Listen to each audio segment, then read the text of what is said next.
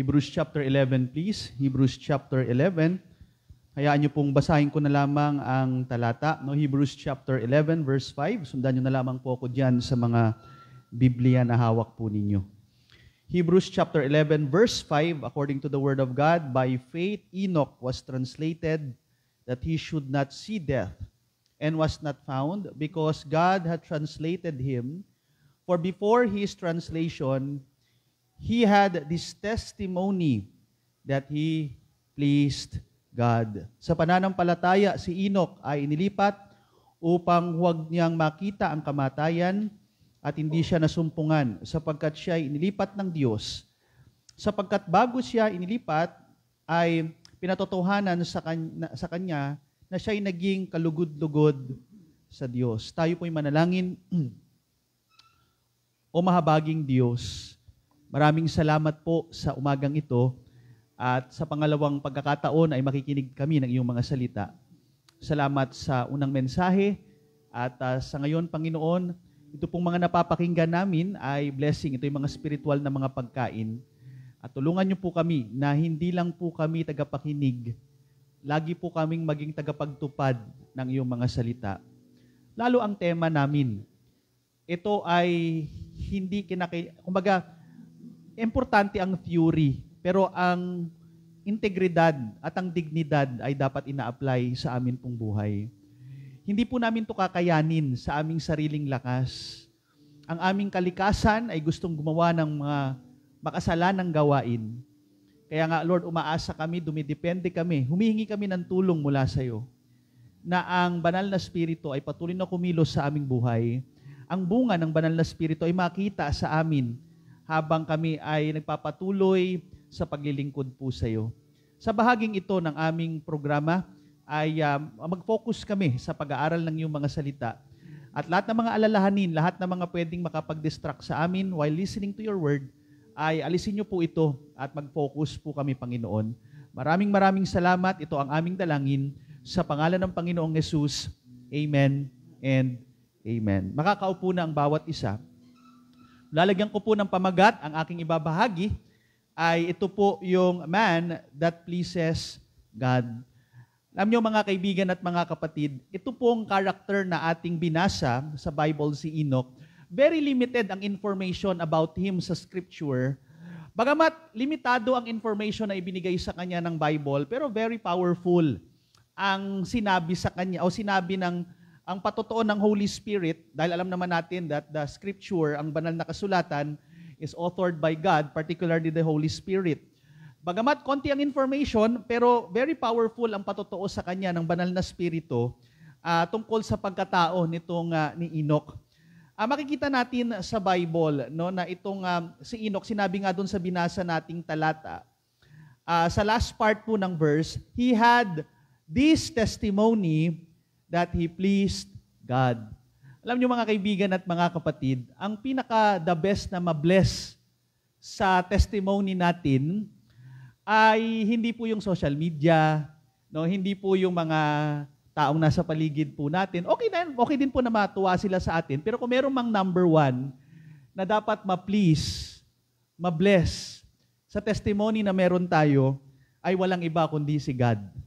Yan siya ang pinaka-the best, siya yung pinaka-magsasabi sa atin na tayo po ay good and faithful servant. Kasi pwede nating madali tayong, o pwede nating dayain, pwede nating pekein yung patotoo na meron tayo. Pwedeng sa harapan ng maraming tao para bagang okay tayo, para bagang sa harapan ng maraming tao, mababait tayo, pero hindi natin alam behind the scene. Pero alam nyo, pagdating sa ating Panginoon, wala tayong maitatago sa Kanya. Lahat ay hayag po sa ating Panginoon. Kaya kung meron mang dapat ma-bless, kung ano man yung merong dignidad o merong integridad, ang meron po tayo, ay walang iba kundi ang ating Panginoon. So, tingnan na po natin ang ilan sa bahagi po ng buhay ni Enoch na makikita natin na siya po ay na-please niya ang ating Panginoon at tulungan po tayo ng banal na spirito na gayahin natin ang magandang halimbawa na ito ni Enoch na sa ating kapanahunan ay sabihin nating maging modern day Enoch po tayo na napi-please po natin ang ating Panginoon. Hindi lang po every Sunday, kundi saan man tayo mapunta. Nasa eskwelahan ka man bilang estudyante, nasa opisina ka man bilang manggagawa, o bilang isang nanay or senior, maaring nag-aalaga ka lang ng apo sa tingin mo, parang lang, ang tawag mo lang dyan. Pero kahit na ikaw ay nag-aalaga ng iyong apo, kahit na dyan ka lang sa iyong tahanan, ay pwede nating ma-please ang ating Panginoon at makita po tayo ng ibang tao doon sa ating ginagawang katotohanan o tama ayon sa kalooban ng Panginoon. So una pong bagay na nakapag-please kay God sa buhay po ni Enoch, yung pagtitiwala ni Enoch, no? Enoch's trust. Tingnan natin doon sa Hebrews 11 ulit. Doon sa unang part ng verse, sinabi po diyan, by faith Enoch. Alam niyo mga kapatid, itong si Enoch, makikita natin no na kumbaga siya po sa talatang o dito sa chapter 11 nakabahagi po siya doon sa tinatawag na Hall of Faith. No, talagang kitang-kita natin na kumbaga may mga binanggit na mga characters po diyan, pero hindi po lahat ng character sa Old Testament ay inilagay po sa Hebrews chapter 11. Kaya nga blessing dahil sa dami-dami ng character, isa po si Enoch sa mga nakalagay po dito sa talata. No? At sabi niya, by faith Enoch, tapos kung magja-jump tayo sa verse number 6, andi dito po yung masasabi nating definition. Dito makikita natin yung faith na nakakapag-please sa harapan ng ating pong Panginoon. Sabi nga ng verse 6, but without faith, it is impossible to please Him or to please God. For he that cometh to God must believe that He is, and He is a rewarder of them that diligently seek Him. So mga kaibigan at mga kapatid, ang unang nakapag-please sa ating Diyos sa buhay ni Enoch, yung pananampalataya o yung pagtitiwala ni Enoch.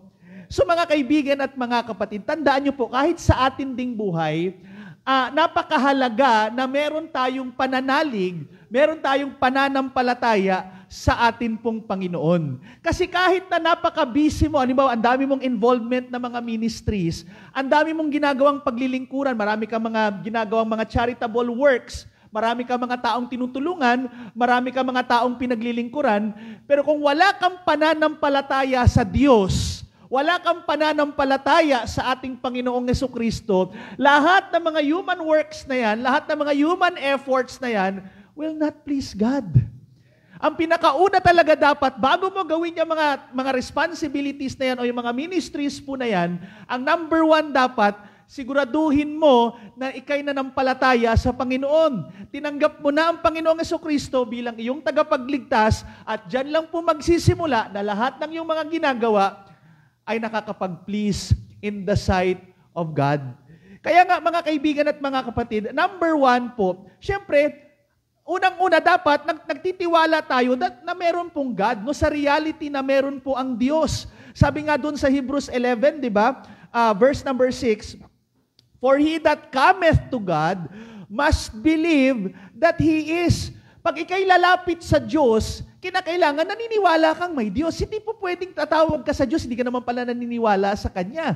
Of course, hindi natin sasampalatayanan si Jesus Christ bilang ating tagapagligtas kung una sa lahat, hindi tayo naniniwalang may Diyos.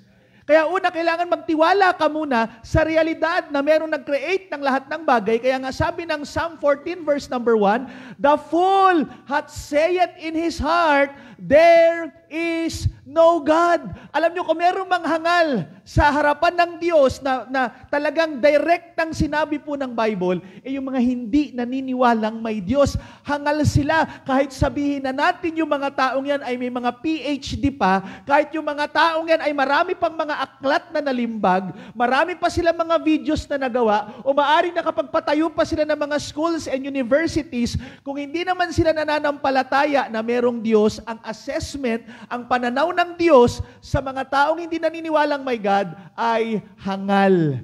Kaya kinakailangan po naniniwala tayo na merong God. Pangalawa is we have to trust the revelation of God. Alam niyo mga kaibigan at mga kapatid, ito ang blessing. Yes, alam natin ang reality na merong God na nag-e-exist, pero ang tanong, sino yung God na yan? Kasi nga ang daigdig natin ay maraming pinepresent na mga iba't ibang klase ng mga reliyon, iba't ibang klaseng gods, at hindi naman po lahat yan ay totoo. Meron lang nagsasabi ng katotohanan. Kaya nga ang blessing, mga kaibigan at mga kapatid, ang Diyos po natin, hindi niya hinayaan na ang tao ay manghula lang kung ano yung totoo at kung ano yung mali.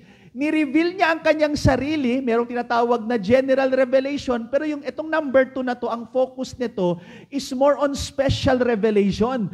Bago po yung Word of God, bago po tayo nagkaroon ng Bible, ang Diyos po ay nakikipag-usap sa kanyang mga lingkod sa pamamagitan ng mga panaginip, sa pamamagitan po ng mga visions, nagpapadala siya ng mga anghel. There are times may mga audible voice, nagsasalita si God, o may mga pagkakataon na may nakikitang angel of the Lord, yun yung nagbibigay ng mensahe. Pero of course, hindi nagtatapos doon. Dumating sa time na si God ay pinahintulutan niya na ang kanyang mga salita, ang kanyang mga salita ay maisulat ito sa isang manuscript, maisulat ito sa isang aklat. Kaya nga sabi ng 2 Timothy chapter 3 verse 16, sabi, all scripture. Yung salitang scripture is graphe, handwritten copy, di ba? Graphe. Kaya yung salita ng Diyos, no, all scripture is given by inspiration of God. Pinahintulutan ng Diyos na ang kanyang mga salita ay maisulat dahil sa pamamagitan ng kasulatan, mas maikakalat po ang salita ng ating Panginoon. Kaya nga, pagkatiwalaan po natin ang pagpapahayag ng Diyos, particularly sa kanyang salita, which is the Word of God. Kasi pag naniwala ka merong God, tatanggapin mo rin yung Word ni God dahil nandito nakasulat kung sino ang Diyos na ito, ano ang kanyang kakayanan, ano ang kanyang kalooban, ano yung mga mali sa kanyang paningin, ano ang standard niya pagdating sa mga issues na kinakaharap po natin. Yan ang kagandahan po. No? Kaya kapag katiwalaan natin ang pagpapahayag ng Diyos, ang kanyang salita, at pangatlo po, mga kaibigan at mga kapatid, pagkatiwalaan po natin ang pinadalang Redeemer ng God the Father, of course, walang iba kung hindi ang ating Panginoong Hesukristo. Kaya nga sa Romans chapter 3, kung sisimulan natin sa verse 23, for all have sinned and come short of the glory of God. Lahat tayo ay makasalanan, being justified freely by His grace through the redemption that is in Christ Jesus. Verse 24. Jump tayo sa verse 26. To declare, I say, at this time, His righteousness, that He might be just, and the justifier of him which believeth in Jesus. Mga kaibigan, kahit na naniniwala ka na merong God na nag-e-exist, kahit tinatanggap mo pa that the Bible is the Word of God, pero kung hindi mo naman sinampalatayanan, hindi ka naman nagtiwala doon sa nag-iisang Redeemer, doon sa nag-iisang manunubos, tagapagligtas, nag-iisang daan patungo sa langit, din hindi ka kaaya-aya in the sight of God.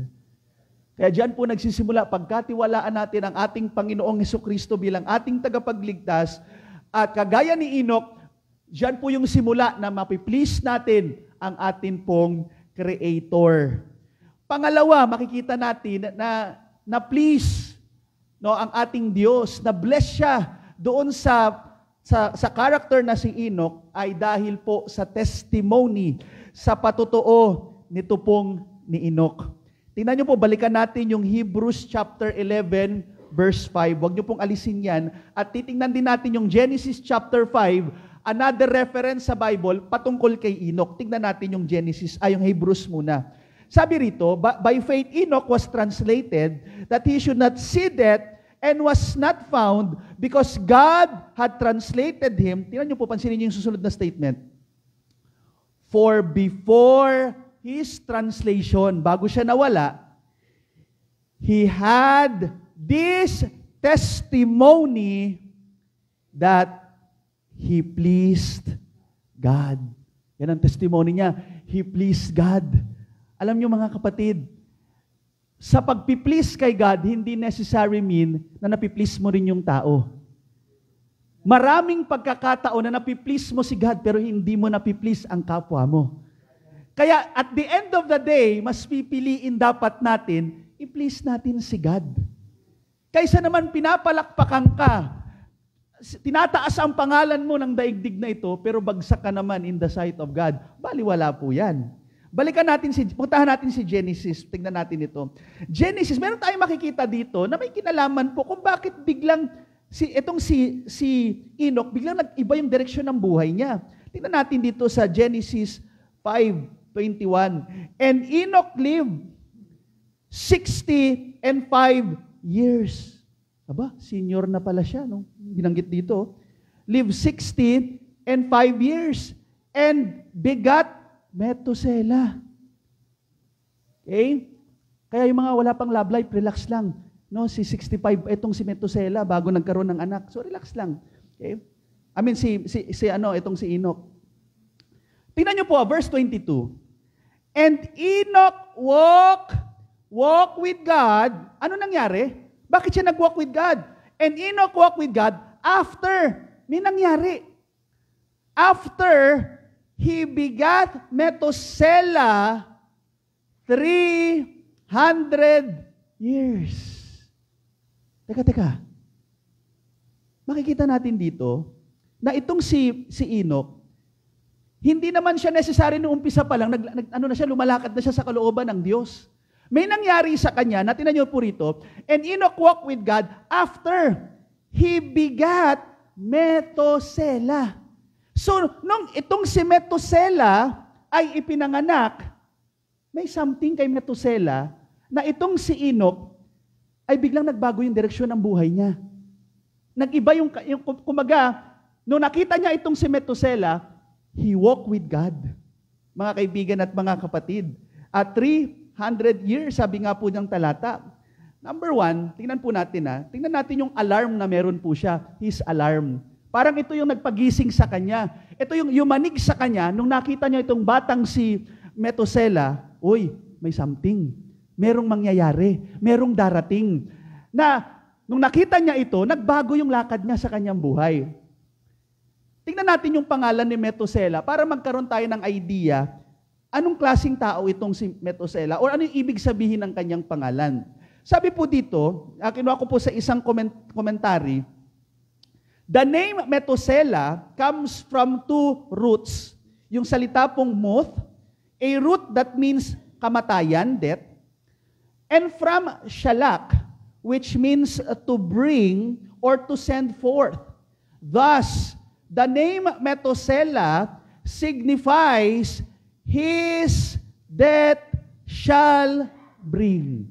His death shall bring. Ibig sabihin po niyan, nung nakita ni Enoch itong si Methuselah, may mensaheng pinarating si God sa kanya. Tandaan niyo po ang mga pangalan sa Bible, may significance yan. Hindi yan basta-basta pinangalan lang nila kasi kapangalan ng basketball player or kapangalan ng artista o combination ng pangalan ni lolo, ni lola o kaya combination ng pangalan ng magulang. Hindi po. Merong kahulugan. Kaya nga kung titingnan nyo yung pangalan ng lugar, pangalan ng Bible character, may ibig sabihin yung kanilang pangalan. So ganun din po mga kapatid, pagdating kay Methuselah, na nung nakita niya itong batang to, pag siya'y namatay, itong batang to, may darating.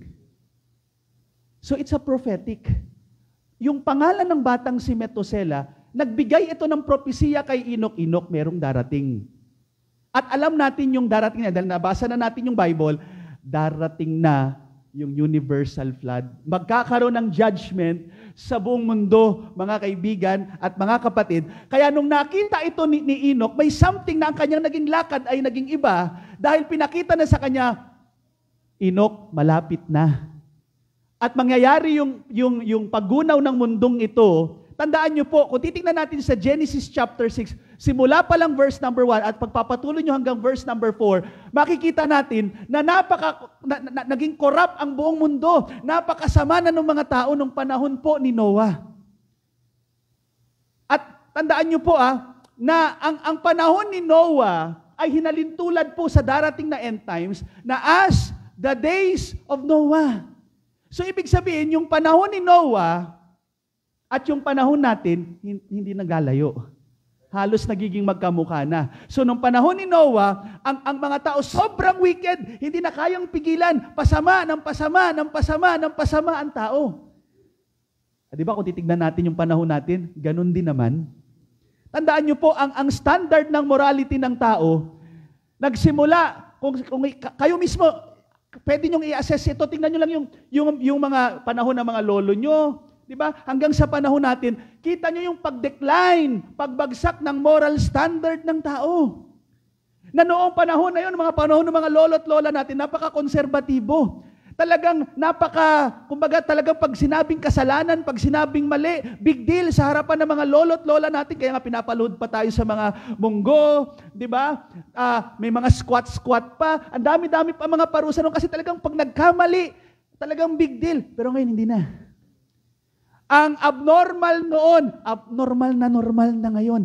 Ganyan na po yung panahon natin. Kaya hindi ho tayo naiiba sa panahon ni Noah. Pero alam nyo mga kapatid, sabi nga ng Hebrews chapter 10 verse 25, familiar po tayo sa talatang yan. Huwag nyo nang hanapin yung mukha nyo doon sa picture. Okay? Not forsaking the assembling of ourselves together, as the manner of some is, but exhorting one another, and so much the more, tingnan nyo po ito, last part ng verse. So much the more, as ye see, the day approaching. Parang nung panahon ni Enoch, ito na, pag namatay itong batang ito, by the way, merong tradisyon ng mga Hudyo, ito tradisyon lang naman ito, hindi ito nakalagay sa Bible, tradisyon lang, na nung si Methuselah daw ay, nung bata pa siya, sobrang ingat na ingat sa kanya yung mga magulang niya kung paano siya inaalagaan. Kasi nga, ang prophecy, pag namatay itong batang to, darating na. Kaya, naku, ingatan nyo si Methuselah, huwag magagasgasan yan, huwag madudulas yan. Ganun nila iningatan. Kasi sobrang pag-ingat, umabot ng 969. Ganun kahaba ang buhay. Sabi ng ilan, pastor, literal ba yung date? I believe that's literal. Kasi before the flood, iba ang topografiya ng daigdig. Kaya nga hindi ako nagtataka na ang lalaki ng mga animals before, particularly mga reptiles, di ba? Dahil sabi nga ng mga ilang creation scientists, ang mga reptiles, hindi yan tumitigil sa kanilang paglaki hanggat hindi namamatay. Imagine niyo kung umaabot ng 900 plus ang mga tao noon, gaano kalalaki yung mga reptiles noon? Kaya hindi nakakapagtaka na yung mga nauhukay nilang mga buto, ang lalaki. Kasi nga, ganong kaganda ang daigdig. Before the flood, wala pang milk tea nun, wala pang Jollibee nun. Kaya nga haba ng buhay nila.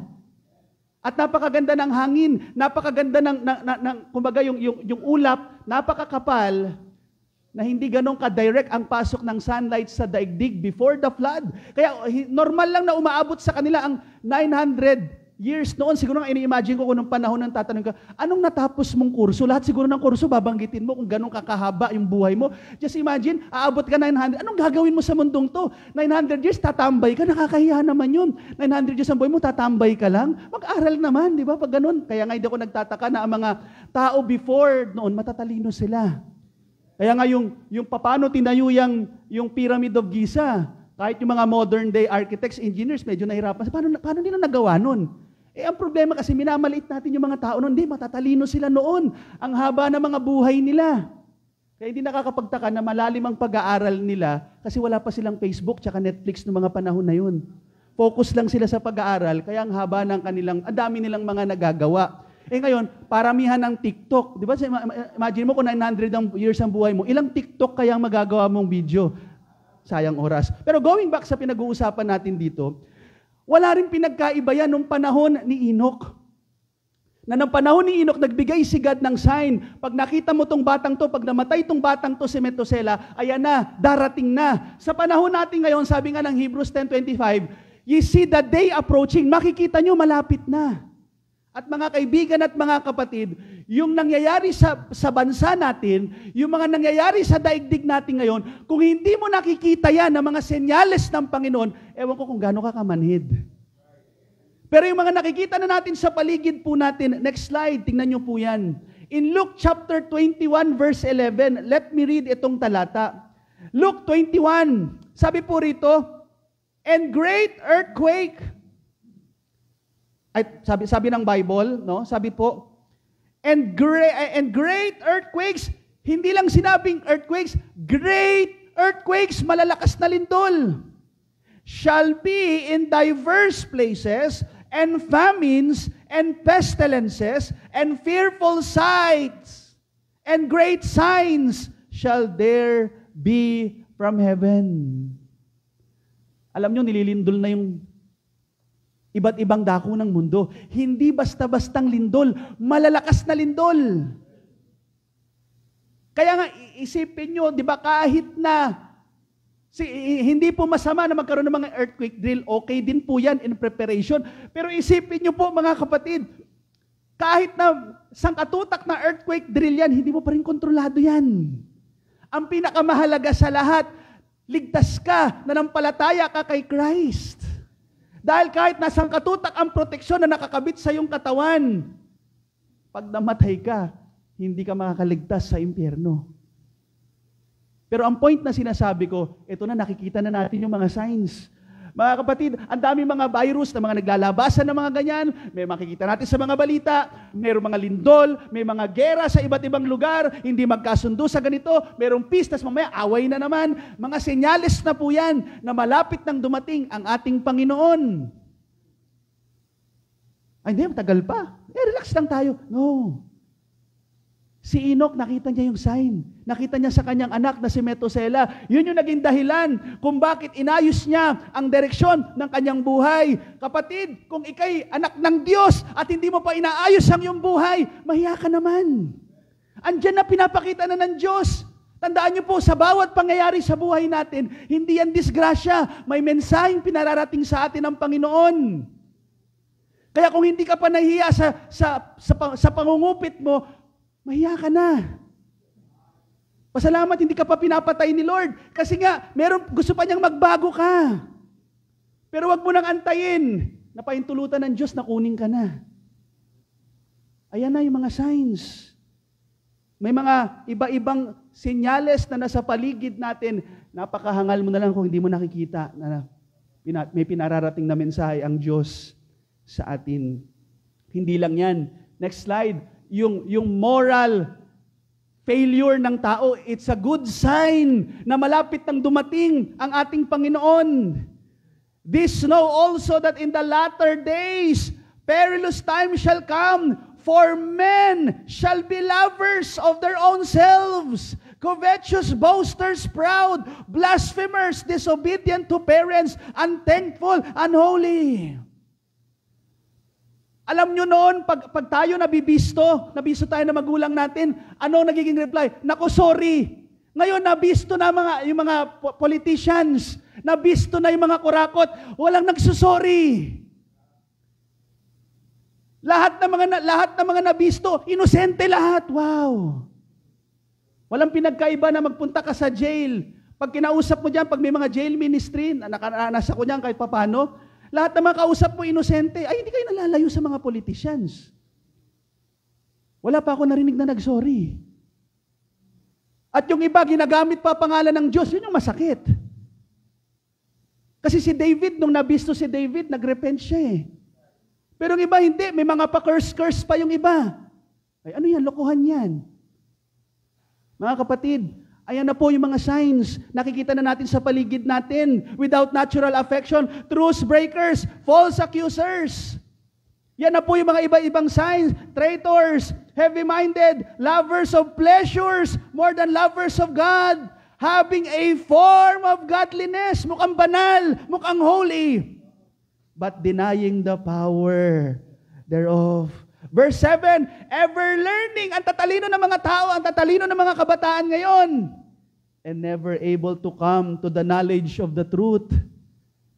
Kaya kita nyo kung paano ang korupsyon, napaka-normal na lang sa panahon natin. Kung paano ang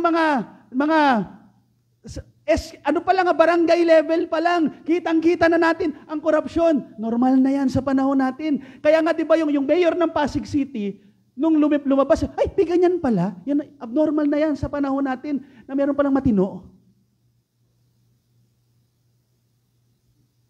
Kung paanong i-disrespect na mga young people ang mga matatanda, ganun na lang sa panahon natin ngayon. Normal na siya. Hindi kagaya nun, hindi ka pwede makapagsalita. Yun nga lang, doon ka sa usapan na matatanda, masama na nun yun eh. Doon ka sa kwarto, tago ka. May advantage siya ka disadvantage. Pero nakikita ko lang disadvantage. Hindi na marunong magrespeto. Hindi naman lahat. Salamat, meron pa rin marunong magrespeto. Pero makikita natin ngayon, bagsak na ang moralidad ng tao. Hindi na alam anong tama at mali. Hindi na alam kung anong standard ng morality. Kaya nga mga kapatid, makikita natin parang kagaya ni Enoch, kaya na po yung mga signs, nakikita na natin sa ating paligid. Number 2 po, yung assessor. Sino nagbigay ng assessment? Tandaan niyo po, sa lahat ng ginagawa natin, sabi nga ng talata, He pleased God.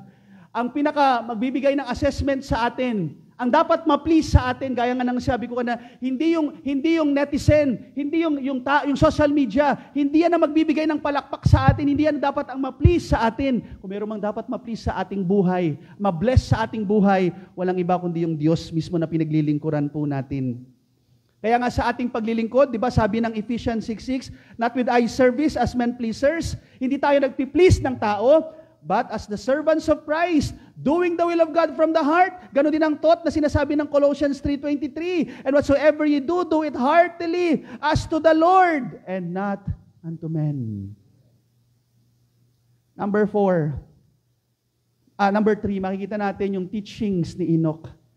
Ito po yung bagay na nakapag-please din kay God. Sabi ng Jude, verse 14-15, and Enoch also, the seventh from Adam, prophesied of this, saying, Behold, the Lord cometh with 10,000 of his saints, to execute judgment upon all, and to convince all that they are ungodly among them of all their ungodly deeds, which they have ungodly committed, and to hard speeches, which ungodly sinners have spoken against him. Makikita natin si Enoch, mga kapatid. Number 1, siya po isang biblical preacher. Na-please si God dahil ang mensahe ni Enoch, ito po yung mensahe na galing kay God. Yan ang gusto ng Panginoon. Pag mayroong mga preachings, may mga teachings inside this church, hindi yung galing sa tao, kundi galing sa Diyos. At pag ang ating pinapahayag ay mula sa Kanya, it pleases Him. Kaya nga sabi ng 2 Timothy chapter 4 verse 2, preach the word. Yan ang trabaho ng preacher, is to preach the word. Hindi yung ating mga sariling personal na mga opinion. No. Preach the word. At hindi lang yan, makikita pa natin kay Enoch, di ba sabi pa doon sa talata, to execute judgment upon all. Number 2, siya po isang bold preacher. Si Enoch, matapang siya. Sinabi niya ang katotohanan. Parang kagaya ni Shadrach, Meshach, and Abednego, na kahit kaharap sila ni King na Nebuchadnezzar, hindi sila natakot, hindi sila nahiya na sinabi ang katotohanan. Dahil ganyan po ang mga bagay na makakapag-please sa atin pong Panginoon. Panghuli po, mga kapatid, let's look at Enoch's translation. Salamat si Enoch, hindi na niya kailangan ng Saint Peter. Nakalibre po siya.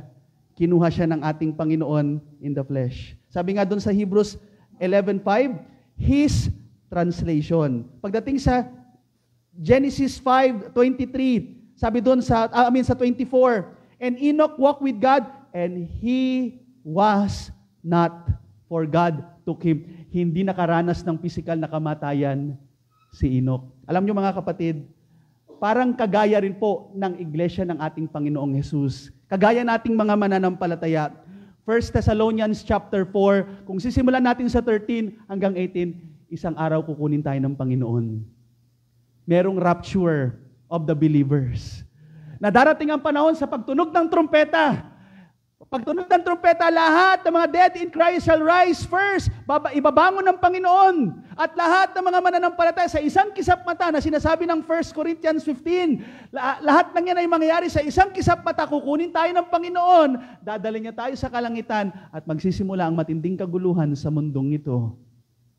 Parang kagaya ni Enoch, before the flood, nawala si Enoch. Bago po naranasan ng buong daigdig ang universal flood, na walang nabuhay na mga ni isang tao, lahat namatay, kamag-anak ni Noah, kapatid ni Noah, lahat patay, lahat ng kapitbahay ni Noah, patay. Yung biyanan niya talaga yung sinadya niya yatang iniwan yan, pero ibig sabihin patay lahat. Maliban lang sa pamilya ni Noah.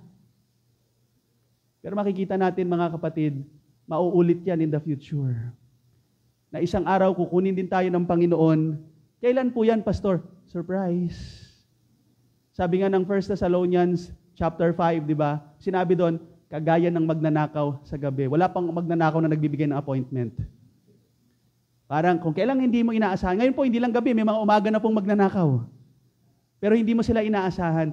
Ganon din po yung araw na yan. Darating na po yan. Kaya nga, mga kaibigan at mga kapatid, tandaan nyo po, doon sa 1 Corinthians 15:58, sa lahat ng ito, di ba, yung corruption gagawing incorruptible, babaguhin lahat ng Panginoon. Kaya nga sabi ng 1 Corinthians 15:58,